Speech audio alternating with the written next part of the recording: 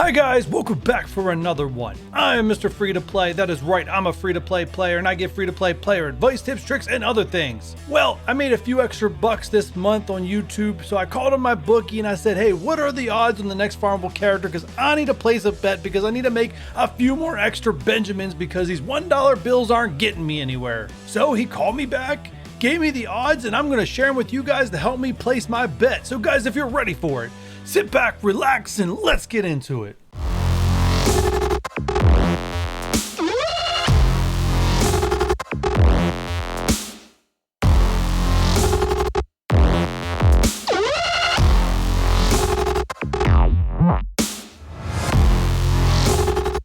Who is the next farmable character, guys? That's what we're here to break down and have a little fun with it. But first, we need to look at the characters that currently are not farmable and when they were released to give us an idea of who the next character will be. So let's jump into that. Alright, so you can see here, Symbiote Spider-Man is the current longest running character released on February 9th. Now obviously he had different iterations since then, so he's not actually the longest since the last time featured, but he is the longest since being introduced. And I have to give a shout out Tana for these dates as I used one of his infographics for these dates, so if they're wrong, don't blame me. Just kidding, man. Alright, Red Skull is the next longest, March 15th. Proxima Midnight, March 31st. Corvus Clave, April 20th. Taskmaster was May 5th. Call Obsidian, May 14th. Squirrel Girl, July 14th. Yes, now you guys are recognizing there's a big gap in between Call and Squirrel Girl. Were there any characters released during that time period?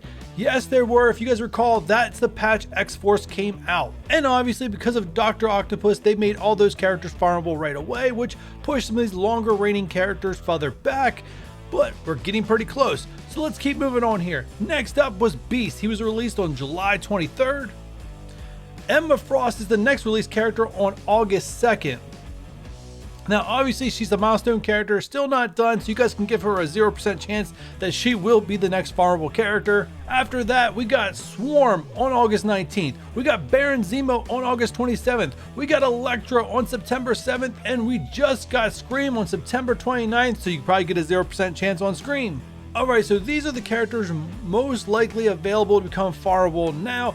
Now my bookie says you guys can erase this bottom line as they will not be announced as farmable next Friday as they're too new to be called. So it leaves us with 6 characters that possibly could be announced. This Friday's blog post is the next farmable character Wednesday at Game Reset. And here are the odds my bookie gave me. Starting with Taskmaster, a 10-to-1 shot that he actually will be the next announced farmable character, and my bookie breaks it down that 35% most likely will be available in a campaign when he is announced, 9% chance very low that he'll be announced for the Blitz store, 20% chance he's announced for the Raid store, Arena store 15%, War store 20%, and Orb exclusive a very low 1% rate. So basically with my bookie, I can bet on the chance that the character's announced, and then I can break it down even further if I want to increase my money even more and bet on the method to which they will be released. Let's move on to the next character. Now he gave me a deal on this one. He says a Black Order member at 20% chance that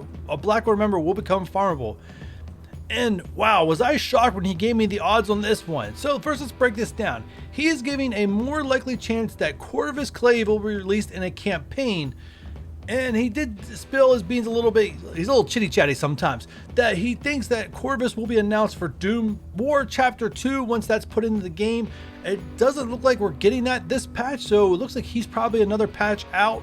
He is given a 25% most likely chance that Proxima Midnight will be an Arena store character. You guys can let me know what you think about that one. And then he is giving a 25% chance that Call Obsidian will be an Orb exclusive character. He told me that there's a little birdie chirped in his ear that it's possible that Call could replace a character that's been in an Orb exclusive orb. Yeah, Orb exclusive orb that has been there for almost 2 years. You guys can let me know what you think down in the comments down below. I'm hoping it was just a drunk little bird that told him that and not a serious one, because man, I don't know if any of us really want another Orb exclusive character, even if one's being replaced. Yes, but unlikely methods that he thinks Black Order will be released.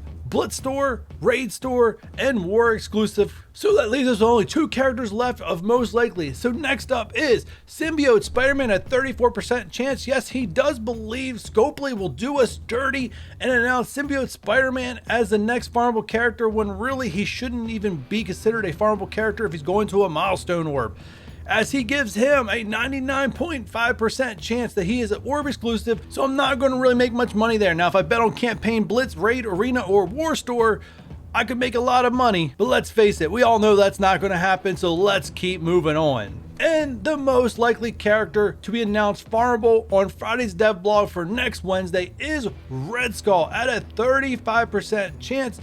And my bookie believes that he will be announced for a campaign node, most likely all followed by a Blitz or Arena store.